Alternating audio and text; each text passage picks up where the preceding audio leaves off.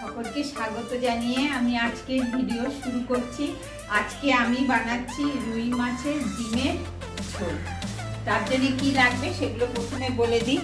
এই যে রুই মাছের ডিমটা আমি ধুয়ে নুন হলুদ মাখিয়ে রেখেছি, আর এখানে পেঁয়াজ আছে, আর এখানে জিরে ধনে লঙ্কা পাউডার, আলু সিদ্ধ করে নিয়েছি, টমেটো, আদা, কাঁচা লঙ্কা, ফোড়নির জন্য আছে কালো জিরে, তেজপাতা, এলাচ, দারচিনি, লবঙ্গ আর শুকনো লঙ্কা, আর নুন, চিনি, হলুদ, বেসন আর গরম মশলা।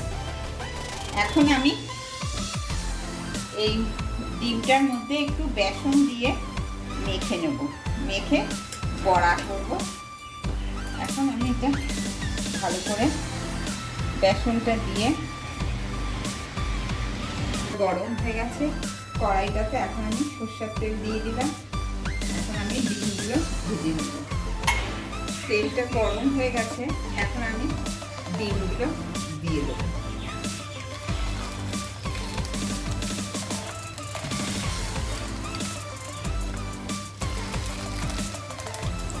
এখন আমি এগুলোকে বড়াগুলোকে উল্টিয়ে দেবো।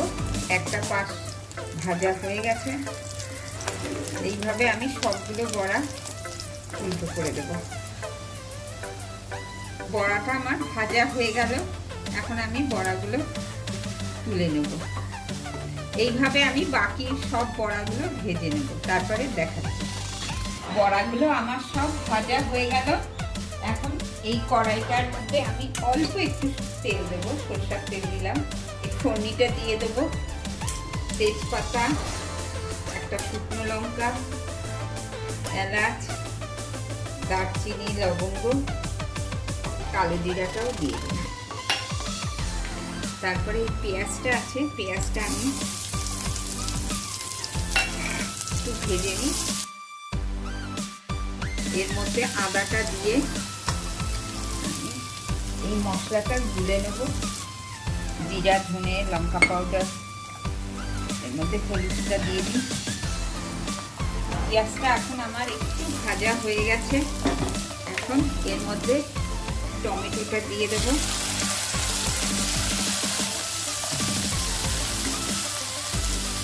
আর এর মধ্যে আমি একটু নুন দিয়ে দেবো, তাহলে এটা একটু নরম হয়ে যাবে। এর মধ্যে আলুটাও দিয়ে দেবো। এখন টমেটো আলু এটা একটু কিছুক্ষণ কষানো হোক, তারপরে মশলা। টমেটো পেঁয়াজ ভালো করে কষানো হয়ে গেছে, এখন এই আদা জিরে লঙ্কা পাউডার বাটা এটা দিয়ে এখন কিছুক্ষণ আবার কষিয়ে নেব।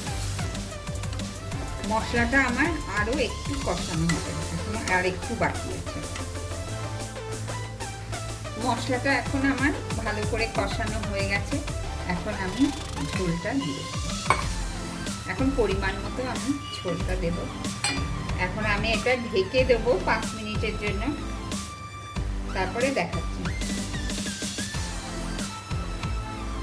5 মিনিট আমার হয়ে গেছে। এখন আমি এই যে বড়াগুলো ভেজে রেখেছি, বড়াগুলো দিয়েও এখন আমি আবার 5 মিনিট ঢেকে রেখে দিই, তারপরে আবার দেখা।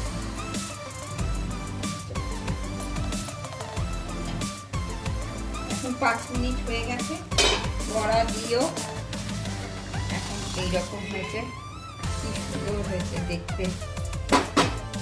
এখন এর উপর দিয়ে আমি একটু চিনি দিয়ে দিলাম, একটু গরম মশলা দিলাম, আর একটু ঘি দিয়ে দিই। ঘি দিয়ে এখন আমি ঢেকে আর উপর দিয়ে একটু ধনে পাতাও ছড়িয়ে দিলাম।